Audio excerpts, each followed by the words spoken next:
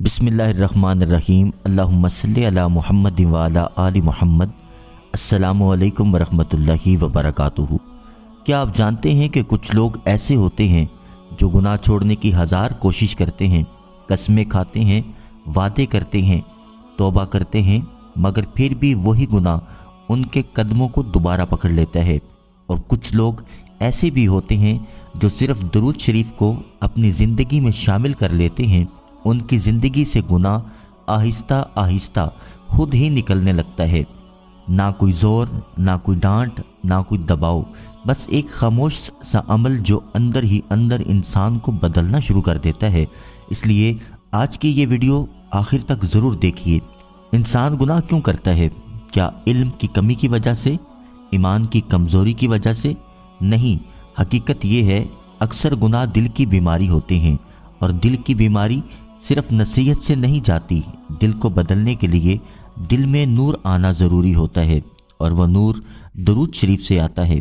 क्योंकि दुरूद पाक सिर्फ अल्फाज नहीं, ये एक ऐसी रूहानी ताकत है जो दिल के अंदर उतरती है, नफ्स को कमज़ोर कर देती है, शैतान के हमलों को सुस्त कर देती है और इंसान के अंदर एक नया मिजाज पैदा कर देती है। बुजुर्गान दीन फरमाते हैं, दरूद शरीफ दिल पर पड़ी हुई जंग को ऐसे साफ़ करता है जैसे पानी आईने को साफ़ कर देता है। और जब दिल साफ़ होने लगता है तो गुनाह खुद ही भारी लगने लगता है। वही गुनाह जिसमें कभी लज्जत होती थी, अब वही गुनाह दिल को बोझल कर देता है।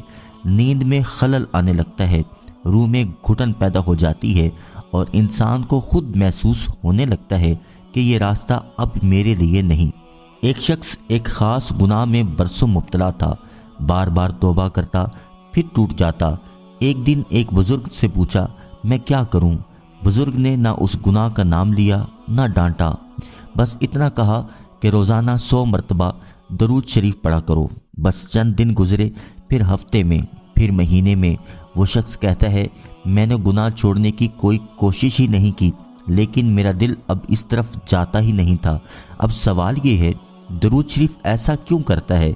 इसलिए कि दरूद शरीफ नबी करीम सल्लल्लाहु अलैहि वसल्लम से ताल्लुक़ जोड़ देता है, और जिसका ताल्लुक़ नबी करीम सल्लल्लाहु अलैहि वसल्लम से जुड़ जाए वो गुनाह में सुकून महसूस नहीं कर सकता। मोहब्बत रसूल सल्लल्लाहु अलैहि वसल्लम और गुनाह एक ही दिल में इकट्ठे नहीं रह सकते। यही वो असल राज है जो इंसान को अंदर से बदल देता है। अब आते हैं उस सवाल की तरफ जिसका आप इंतज़ार कर रहे हैं कि वो एक गुनाह कौन सा है जिसे दरूद शरीफ सबसे पहले ख़त्म करता है।